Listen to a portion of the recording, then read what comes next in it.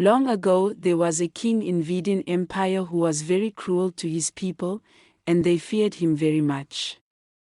Every day he thought of new things to do which would distress and trouble them, until no man's life was safe, and no one was happy, and all through the beautiful country, although the sun shone every day and the birds sang, sorrow and misery were in every village until one day, the king sent for Tanansi, the chief of the blacksmiths, and said to him, "I want you to do a piece of work for me as you are such a clever man.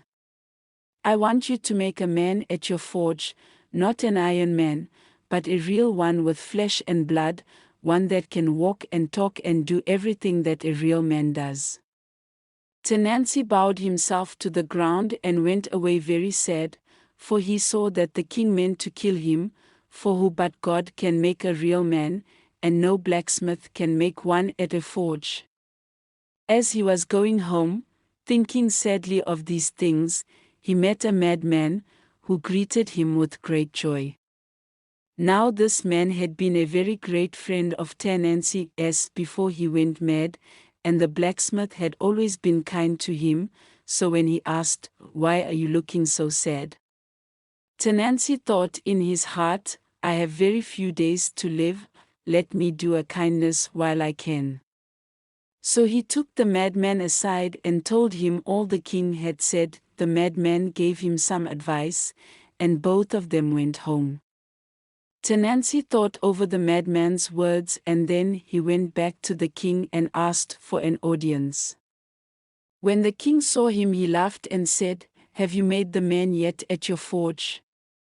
Then Tanansi said bravely, "Sir, I have thought about it, and I have come to ask your help because this is a very difficult task, and I cannot do it alone. A special kind of charcoal is needed, it is made of human hair, and I want 3 large sacks of it."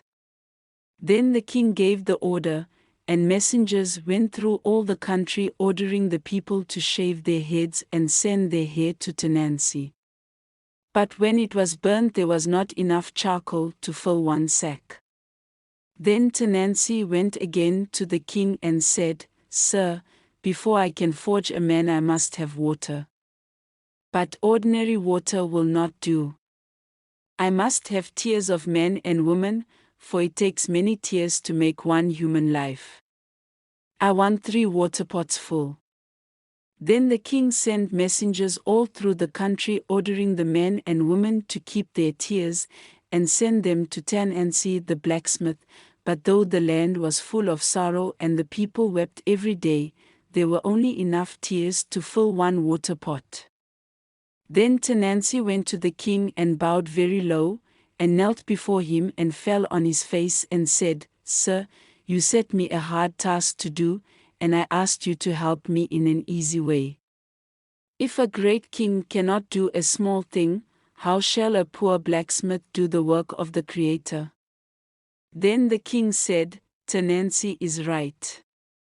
The thing I gave him to do was impossible," and he gave him a present and sent him away.